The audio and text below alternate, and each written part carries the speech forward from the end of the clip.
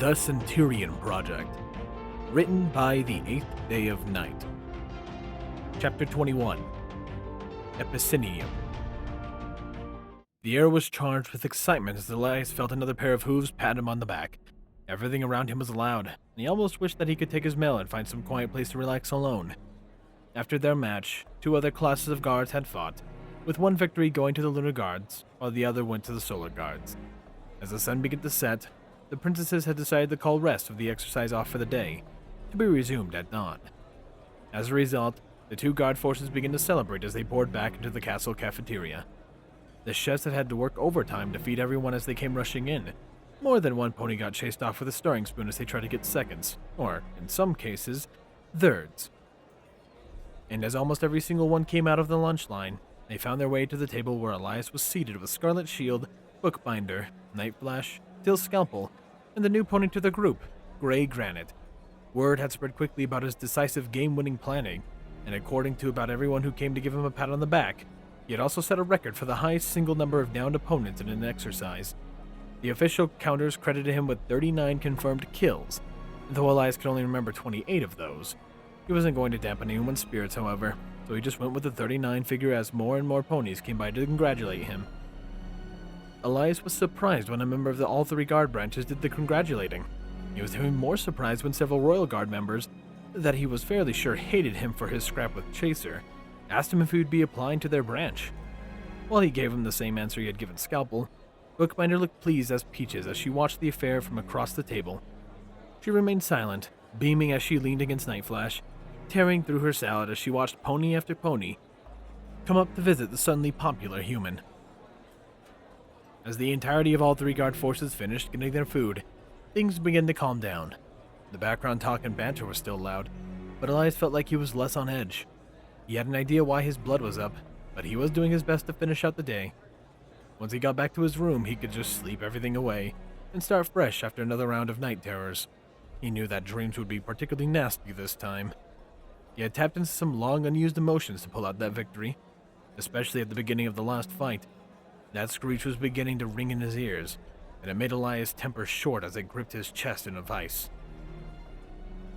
Elias tried to focus on a large meal he had been given, with Scalpel poking him in the side occasionally to eat. After finding some clothes, as well as getting another round of healing for his chest wound, Elias had been shoved to the front of the mess line by the unicorn. Most ponies wanted him to go first anyways, and those who looked like they wanted to protest were met by a growling Scalpel. Being the castle's chief physician, as well as one of the few ponies who were actively responsible for healing injuries, nobody decided to argue. The injury itself was still clearly visible, and Scalpel had told him the scarring would be permanent. Not that Elias particularly cared. He was already a patch of old wounds. What was one more? Elias didn't even taste the sizable piece of steak as he chewed, his mind slowly declining the more he sat still. He tried to not let it show, but he had let the ponies get too close, and they noticed quickly. Scalpel inched closer, pressing against his side as Bookbinder and Night Flash looked at him with a visible concern. "Red? Is something wrong?" Night Flash asked. Elias shook his head silently as he rubbed at his eyes. He felt exhausted as his body and mind slowly crashed. As he took a deep breath, Elias felt the hoof against his arm. He cracked his hands open to see Bookbinder reaching out, looking at him as he imagined a mother would. Her eyes were soft and caring, ready to make all of his hurts go away. Unfortunately for her, there was nothing she could do for him. Elias sighed and stared at his half-eaten meal. "It's nothing. Don't worry. It's just the aftermath of fighting like that. Real fighting, it's hard." Elias scraped the back of his head as he looked at Scalpel. "Do you have any issues with drug addicts? Addictions of any kind?" Scalpel shook his head. "No, most ponies use magical numbing spells because they're safer. Drugs are only used sparingly on the most serious cases when we have no other options, and we use detox spells to purge any symptoms of addiction that might occur." "But do you know the symptoms of addiction?" Elias asked. The unicorn nodded silently. "Good, and the metaphor will work," Elias said, "because this is all like a big addiction." He put his hand high in the air. "During the fight, no matter what hits I took, this is how I felt. whole, high on life. I felt good with myself and the world. Everything was great. He sighed and slowly began to lower his hand. But now I'm beginning to crash, like a drug fiend with no fix. I'll go down and down until I hit bottom. Elias picked up his fork and began to pick at his food. Nothing to stop it, nothing to blunt it. I just need to sleep it off. I'll be fine in a few days. Elias felt a brief sensation pass over his body, but it felt like nothing more than a warm breeze that disappeared in a second. He looked over to Scalpel, who was frowning, his horn alight. What are you doing? Elias asked the pony. Well, you said it was like an addiction, so I attempted to treat it as such. As you don't have any magic on your world, it was worth the shot to see if a magical detox would work. Elias shrugged. I guess. Don't think about it too hard.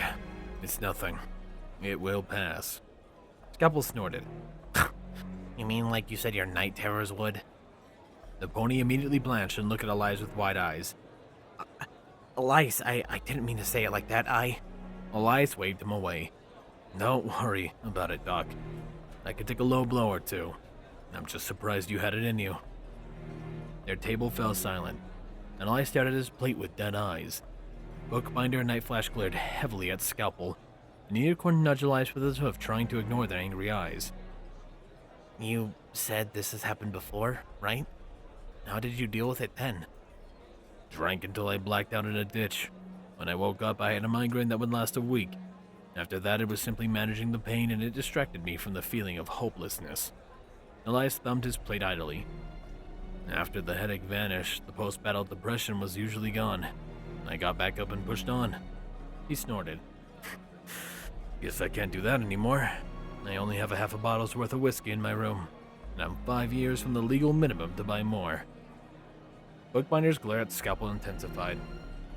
I will need to ask where that whiskey is, baby boy. You can get in big trouble if some pony finds it. Elias felt a ghost of a smile touch his face for a moment. Nobody will ever find it. It's the best hidden thing in that room. I'm saving it for a special occasion. Bookbinder's eyes drifted to him, the anger softening. Elias, please. I don't want you getting hurt, and you're still too young to be drinking. It isn't healthy. Elias snorted again.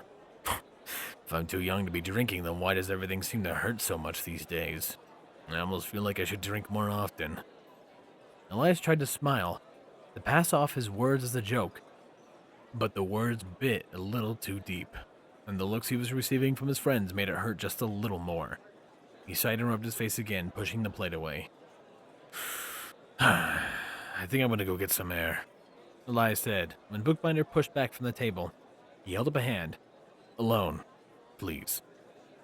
Elias saw a flash of hurt in her eyes, and it cut at his heart further. He couldn't dwell on it yet. He needed to be away right now from everything. Before he could push away from the table, his least favorite pony decided to rear his ugly head behind Night Flash and Bookbinder. Appearing from the crowd of solar guards like a chameleon, Whiteshine sneered at Elias, and the human found that the unicorn stooges were trying to mirror the expression. So the cheater has to run away before his dirty little secrets get out. I'm not surprised.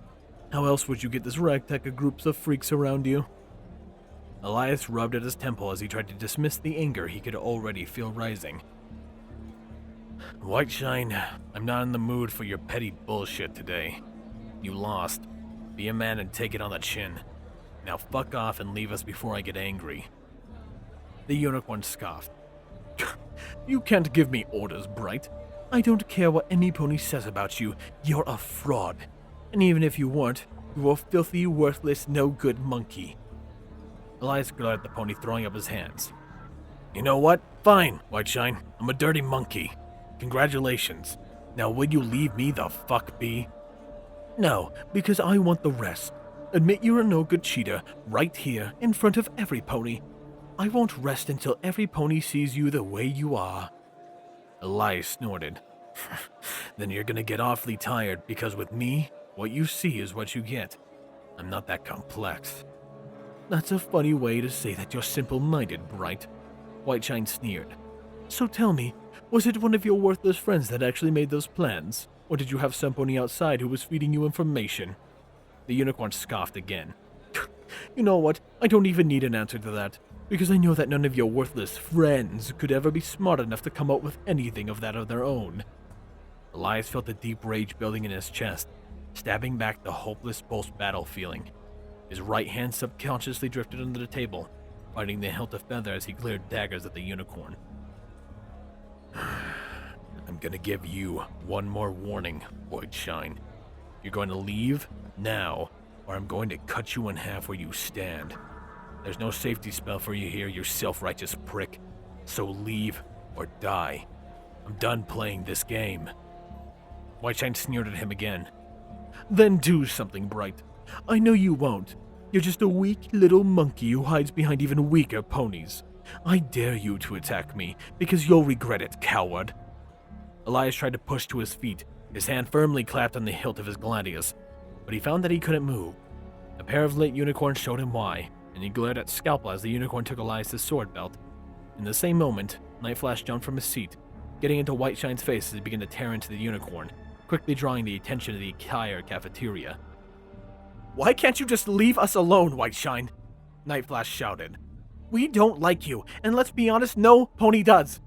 So why do you come back to us every time?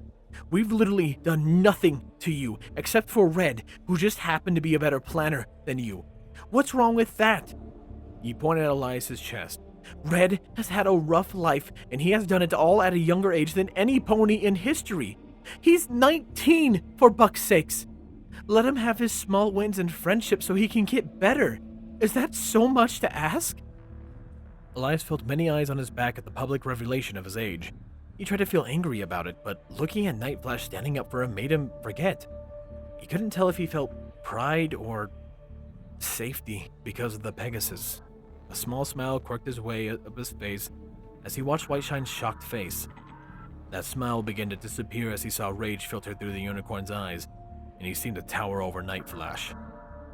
How dare you speak to me in that tone, you lower-born rat? Whiteshine growled. Elias felt his eye twitch as Nightflash flinched back. You are nothing more than a common gutter trash, Whiteshine continued. Your family is as worthless as you are, and after today, they will be even lower than that. Nightflash flinched back again, while Elias slowly pushed his chair back.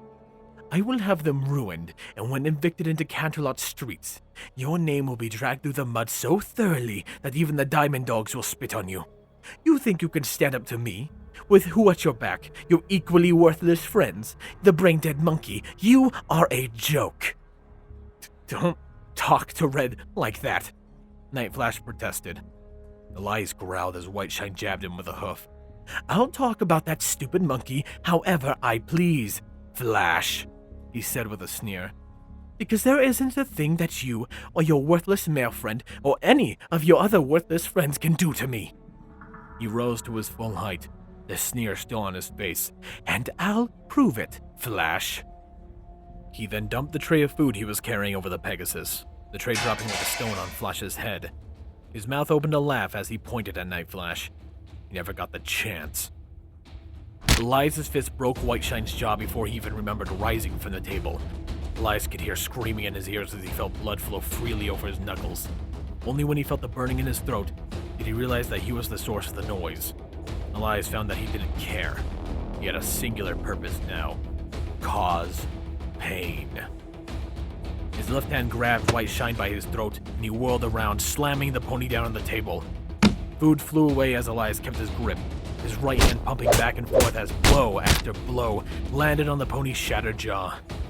Maybe it was because it was happening so fast, or maybe because he had already gone into shock, but Whiteshine didn't so much as move as Elias pummeled him. He merely gurgled through the blood that poured over his face as the teeth fell loose. Elias felt someone tug on his arm, and quick glance found that one of Whiteshine's stooges trying to pull him away as the other one charged a spell. Elias dropped Whiteshine, launching onto the first pony's head with his entire palm. Elias then slammed the pony's head into the corner of the table, feeling the crunch of the pony's skull deep in his fingertips.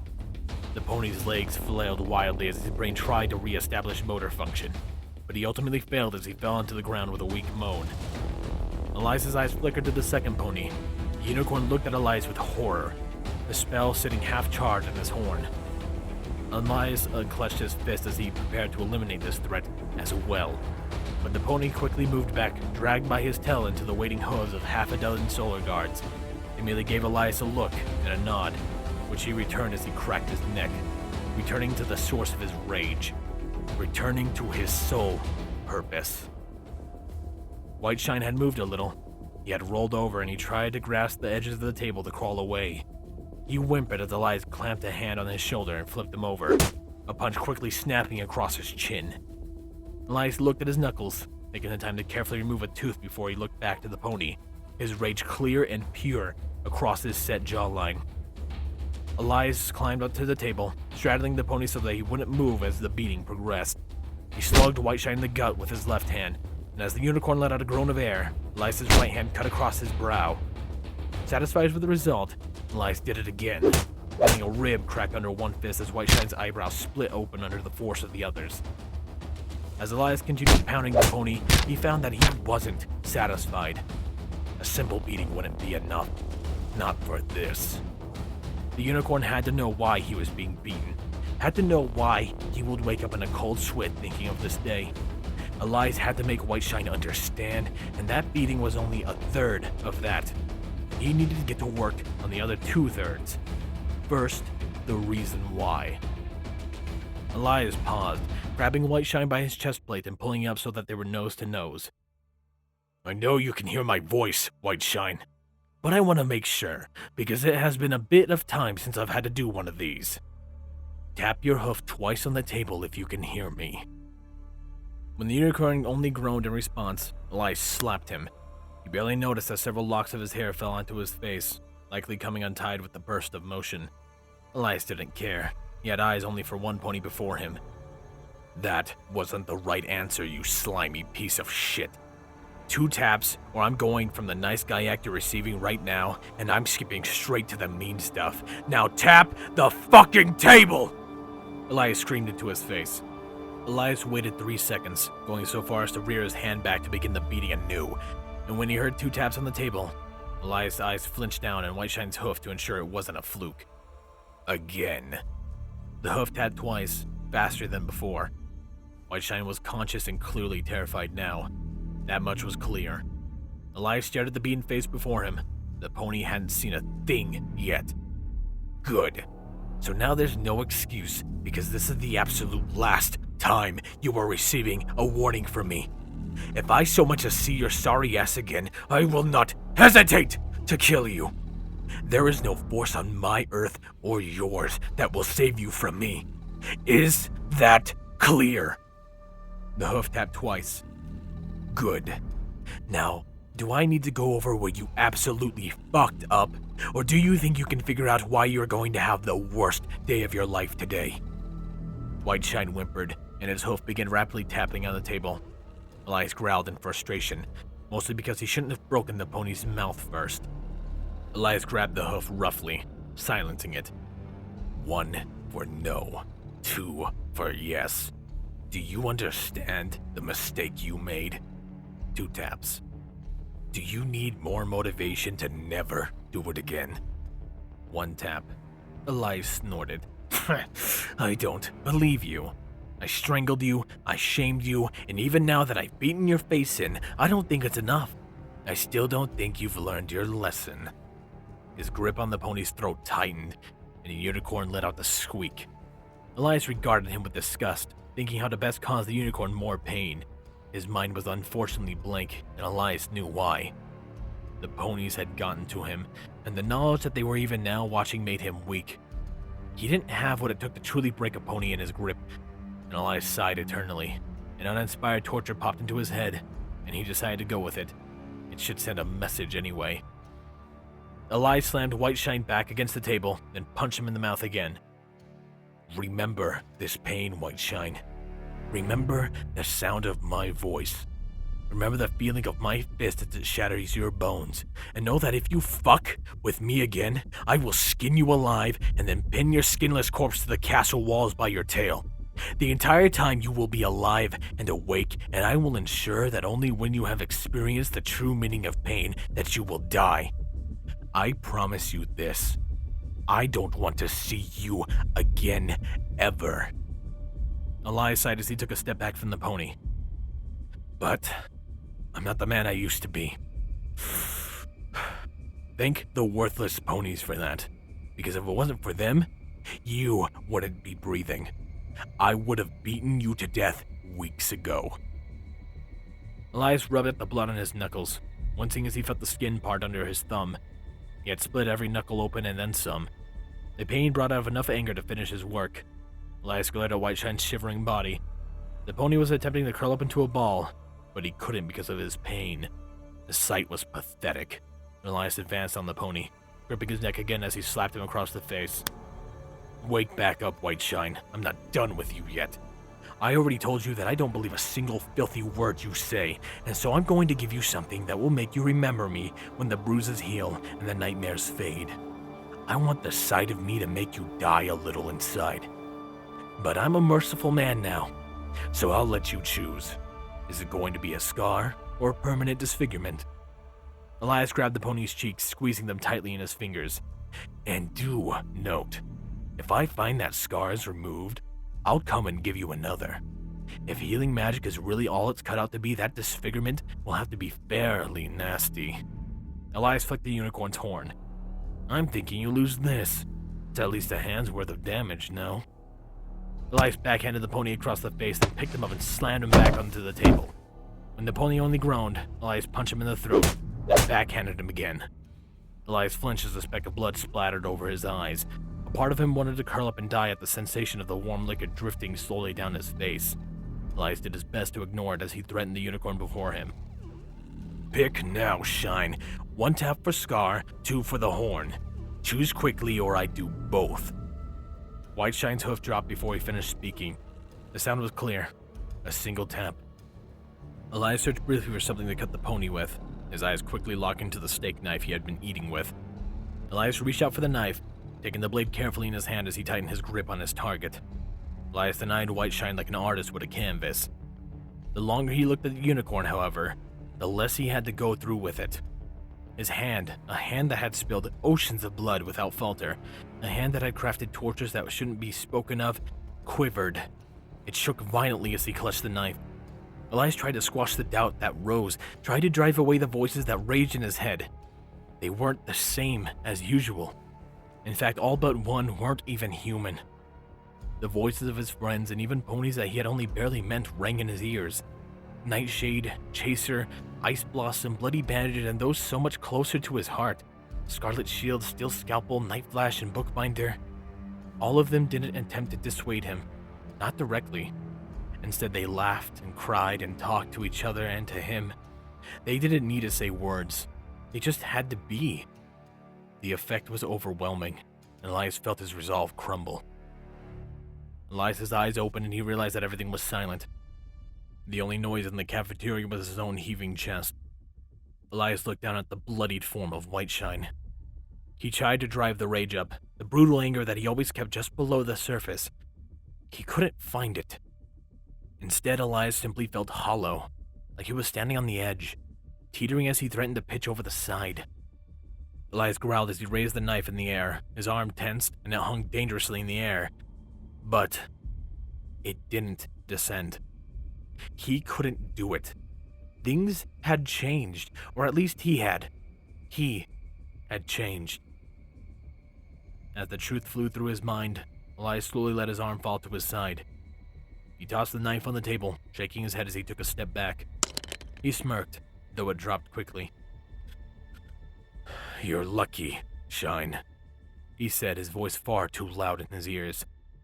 Those worthless ponies you so thoroughly hate got to me. Far more than even I knew. I can't do it.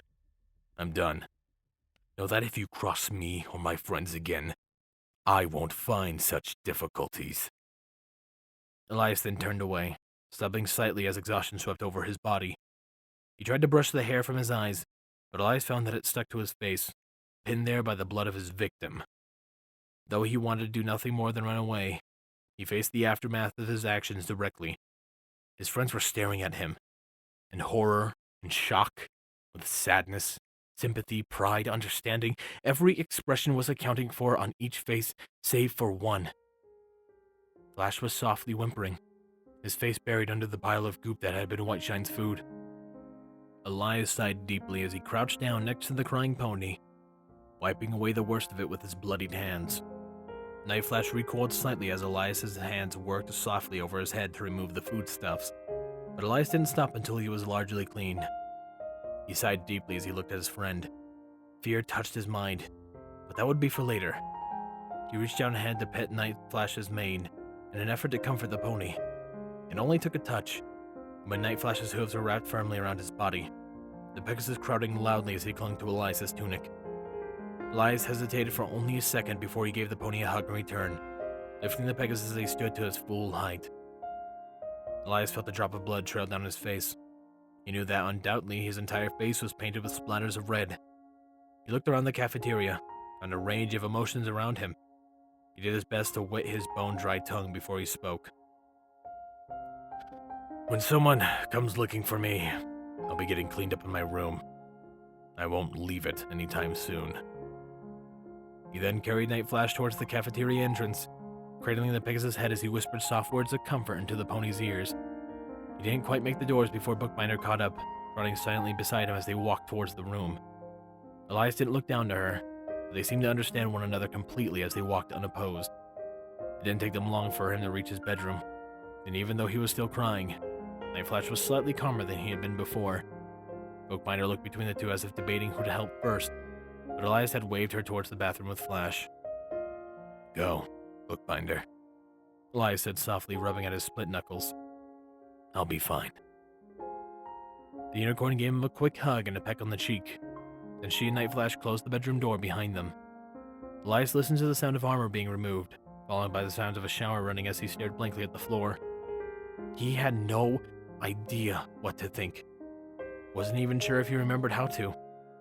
He couldn't tell if he should be happy with himself that he hadn't finished with Whiteshine, or if he was angry at himself for becoming so weak. Elias had no idea who he was, and so when the knock came at his front door, he almost welcomed it.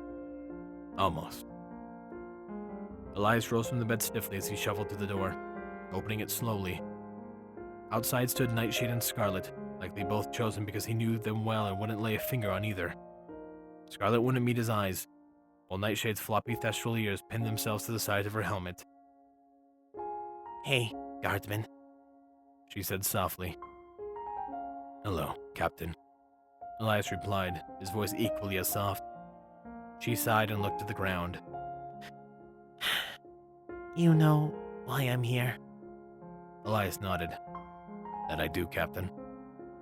The thestral sighed again, a trace of whimper filtering into her voice as she spoke. "Guards Pony's shield. The cuffs, please." Scarlet didn't move. He stared at Elias, finally meeting his eyes. Elias saw anger there, but he couldn't tell if it wasn't directed at him. Nightshade looked at the Pegasus. "Guards Pony, the shackles, please." "Captain, this is fucking stupid," Scarlet replied. "I know that, shield," Nightshade growled. "But we have to do this." The Pegasus looked at her with a glare. "This isn't fair, Captain. He didn't do anything wrong." Nightshade looked like she was about to shout in Scarlet's face, but Elias interrupted her, laying one of his bloody hand on Scarlet's shoulder softly. "Scarlet, it's fine," Elias said gently. "Get the cuffs like Captain Nightshade asked." The Pegasus looked at him with tears in his eyes, then he looked at the floor. "It isn't fair, Elias. We won. You helped us win. Today was supposed to be a good day." He whimpered softly, and his ears drooped. "This isn't fair." Elias smiled slightly. "Life never is, Scarlet. I learned that a long time ago. But there's been enough pain today. Let's just do this right and get it done." The pony swallowed roughly, wiping his muzzle as he did his best to straighten. He pulled a pair of what Elias imagined were custom shackles, made specifically for his skinny wrists. As they clamped down on his forearms, Elias noticed a thin chain that kept them close to each other, giving him no opportunity to move his arms independently. The cuffs ended just above his knuckles, rubbing painfully against the split skin, while also serving to crunch his fingers together. Elias looked to Nightshade, who had a sad, desperate look in her eyes as she stared back. She bit her lip as she attached the chain to lead to the back of her armor. Come on, Elias. Let's go. She said, gently tugging on the chain. Elias needed no prodding. He walked forward, following the pony into the hallway. 4 royal guards were waiting, decked out fully in their black armor. Even the enchantments were activated, disguising each pony under the magical illusion that made them identical in all but gender. Even with magic hiding their appearances, Elias knew who each one was. The pair in the front were Lucky Swing and Ice Blossom, while the pair that fell in from behind were Chaser and Bandage. He could tell by how they were watching him. None of them held malice, and if anything, Ice Blossom looked at him with gratefulness. As Nightshade started forward, Elias tugged gently on the chain, stopping her as she looked at the still open door. Can you leave someone behind to tell Binder and Flash? They deserve to know where I am. Nightshade nodded. Scarlet, escort them both to Princess Luna when they're ready. Not before. Got it? Scarlet nodded silently, looking desperately to Elias. The human gave him a small smile, and the Pegasus drooped further as he dragged himself into the room, shutting the door behind him. Elias looked to Nightshade, who was watching him with those large, sad eyes. Whenever you're ready, Captain, Elias said, trying to put anything reassuring back into his voice. He failed miserably, and Nightshade merely nodded as she began to walk forward. They formed a tight group as they walked through the castle, going in a direction that was familiar to Elias. Even having only visited the dungeon once, he already knew the way. As they walked, the serving staff looked at him with curiosity, and upon seeing their literal blood on his hands, fear. They moved away quickly, and any who didn't move were moved by the royal guards around him. Elias made note that the hallway, usually lined carefully with either golden or blue armor, was covered completely with black. Each guard they passed wore the distinctive red and black, and each one watched him carefully as they walked past. The dungeon was as cold as he remembered it, and Nightshade paused before a familiar wooden door that would lead to a familiar set of boring blank cells. She looked back at Chaser. I think I can handle Elias from here, Captain Chaser. We both know I can't allow that, Captain Nightshade. We don't leave until... Chaser paused, and Elias could hear from his tone that the words didn't feel right on his tongue. Until the threat is contained, he finished. Now continue in your duties, Captain. Nightshade withered under him, throwing another apologetic look towards Elias as she opened the door. Walking through, tugging Elias along with her, she unlocked the same cell he had spent the night with Luna in, and then she looked at his hands, the key dangling in her mouth, and her eyes flickered over at the Chaser. Do we really need to keep the cuffs on? He came quietly and has made no attempts to harm any pony else. Chaser sighed. Captain Nightshade, please don't make this harder than it needs to be. You received your orders at the same time as I did, and you know full well that Bright will remain in those cuffs until the princesses say otherwise. Now put him in a cell. Nightshade stomped her hoof.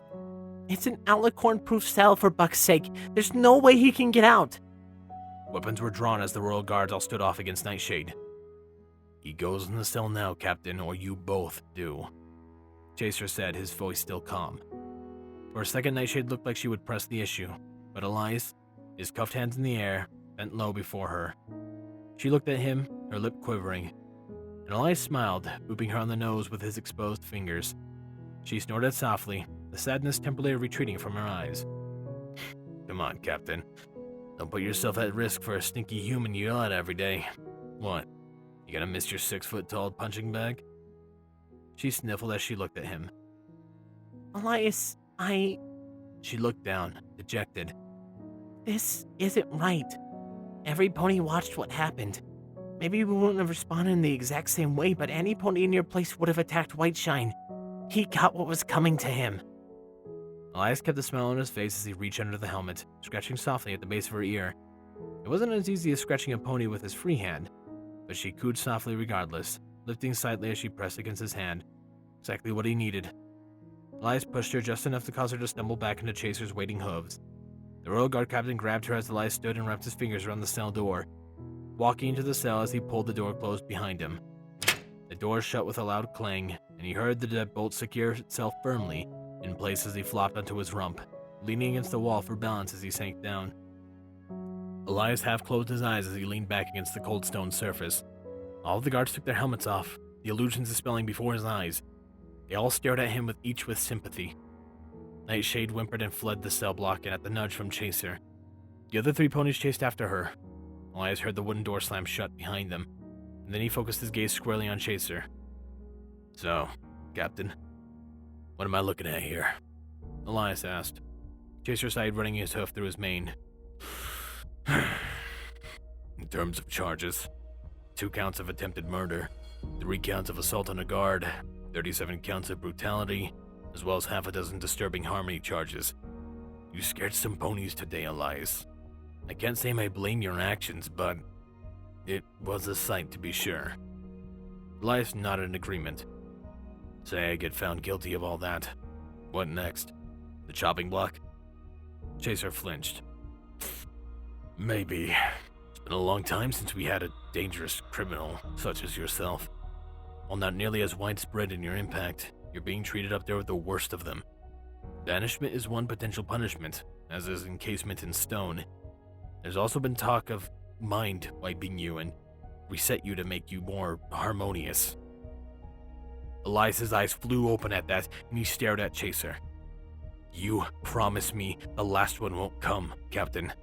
You can't let it. I'll do anything else but not that. Never that." Chaser flinched away from his stare. "It's out of my hooves, Elias. What the princesses decide, they decide. I have no say." Elias got to his feet, approaching the bar slowly with murderous intent. His face twitched with barely concealed rage. "Chaser, I swear to everything that you and the princesses hold dear, that if they even consider touching my mind, I will show them what I did to Whiteshine was just a fun party trick. It will be a cold day in hell before I let anyone try to remake my mind." He slammed his manacled hands against the bars, provoking a jump from the pony. "You tell them that. They can kill me, imprison me, banish me, I don't care. But that will never happen.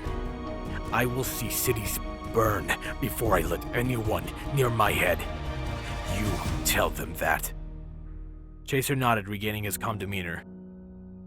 "And if nothing happens, what promises do you have for the princesses that this incident won't happen again?" Elias felt his anger flee in an instant, and he looked with dead eyes at his feet. He walked back to the wall, sliding down it once more as he stared at Chaser. "I don't know, Captain. I simply don't know." He scratched at the back of his head. He let his hands fall into his lap as his vision began to blur as the aftermath of today's events began to catch up. The voices rose, filled with hate and spite for one another, as well as himself. Maybe it doesn't matter what they decide. Elias snorted, glaring at the gray stone floors.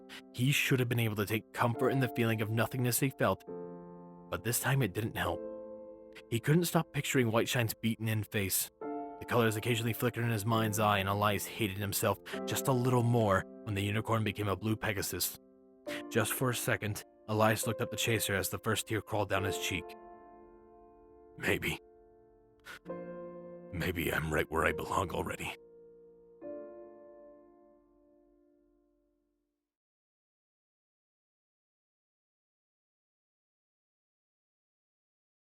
There we go. A very heavy chapter.